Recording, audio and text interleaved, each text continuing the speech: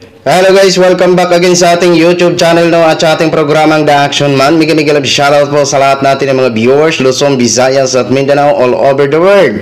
Muli naman po nagbabalik ang inyong host para magbigay ng komentaryo at reactions regarding sa nasabing post. Okay? Grabe po talaga ang ating mga kababayan ng mga oto-oto. Talagang hindi ho sila nagpapatalo. Talagang hindi ho talaga nila matanggap. Gagawa at gagawa din po talaga sila ng para bang sabihin nila na angat pa rin ang kanilang iniidolo na si Vice President Sara Duterte. Kasi alam nyo naman ang ating mga kababayan ng mga oto-oto, kapag mag-release ng Okta survey at SWS survey at sa iba ng mga platform na nagsusurvey, kapag ang kanilang Vice President is bumababa, hindi ho sila naniniwala. Okay? Pero kung mas mataas ang kanilang iniidolo sa mga nasabing survey na platform, is proud na proud ho sila. Pero eto naman po, gumawa din po sila ng parabang panloko ng kapwa nilang mga uto-uto. Pero alam naman po natin at nakikita naman po natin ang totoong senaryo. 'Di ba? Okay, dito po kasi mga ka-action, mga kakamping. Dito kasi sa survey na isinagawa nila, talagang sinadsad nila si Mr. President Bongbong Marcos. Sadsad na sadsad ho talaga. Para bang kabaliktaran. Well, wala ho tayong magagawa kasi sila din gumawa din ng survey. Okay? Pero hindi natin alam kung saan ito kasi wala silang datos na pinapakita o sinusulat kung saan sila banda nag-survey. Ito lang kasing nakakatawa dito sa ating mga kababayan ng mga uto-uto. Tila bang desperado na ho talaga sila. Ito po Nakita nyo yan, si Mr. President 4%. Okay, basahin po natin ang naging caption. Ito ay post ni Giarol. Ayan. Isa siguro ito sa mga oto-oto, okay? Yung oto-oto po, yun yung dating DDS na tinatawag ko. Okay, ngayon, oto-oto na lang, okay? Ito, #netizen survey. Ito ang survey na mas marami pang respondent kumpara sa survey ng Okta Research. Ito po ang trust rating ng 5 highest ranking government official natin. Okay? Ayan, si Mr. President, ayan, kung makikita nyo po dito ayan, kung makikita nyo po dito, ayan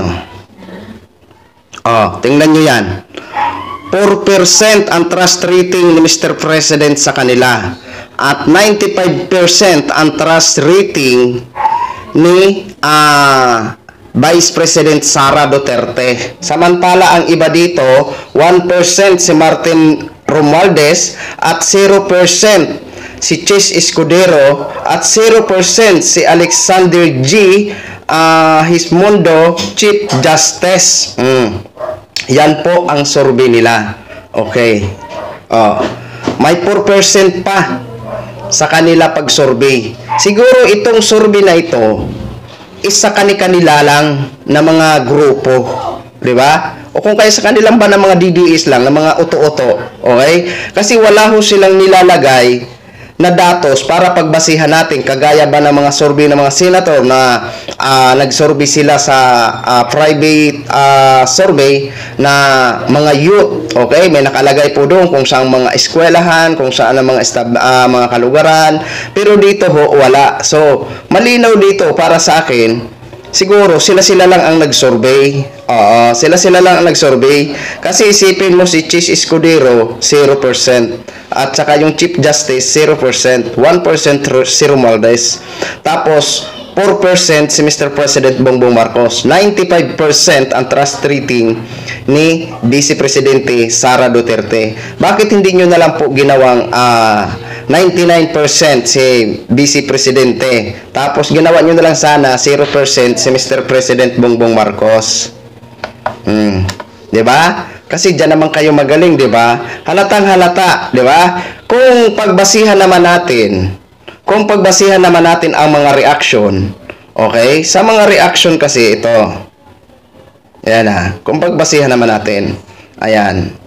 Ang total ng reaction is nasa 61 reaction lang. 61 reaction lang sila mayroon. Okay? May isa pa nga tumawa. Okay? May isa pang tumawa. At may comment na, ilan bang comment ito? May comment po ito na, wait lang ha. Ilan bang comment? 15 comments, 28 comments. 28 comments.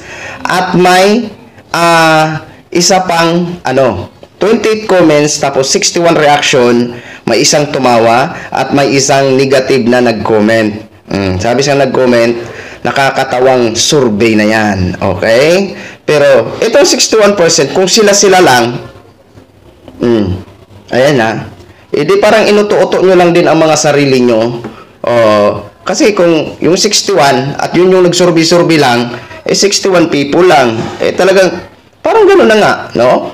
95% para sa mga 61 people. Yan na ba yung sinasabi nila na mas marami pa daw ang respondent dito kaysa mga sinusurvey ng mga Okta survey at SWS at sa mga iba-iba pang mga platform na nagsusurvey. So, yan po ang nila, ang survey nila.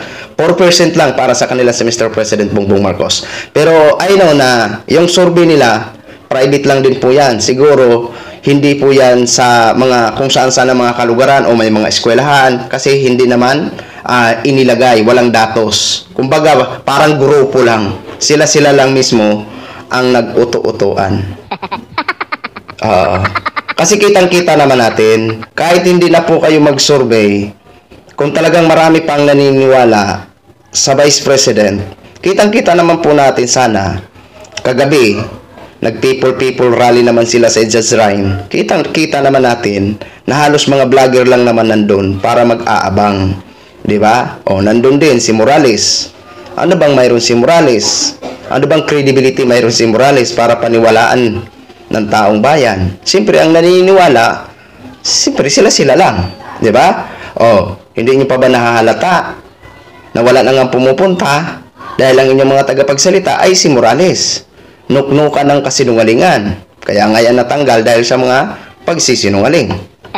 Diba?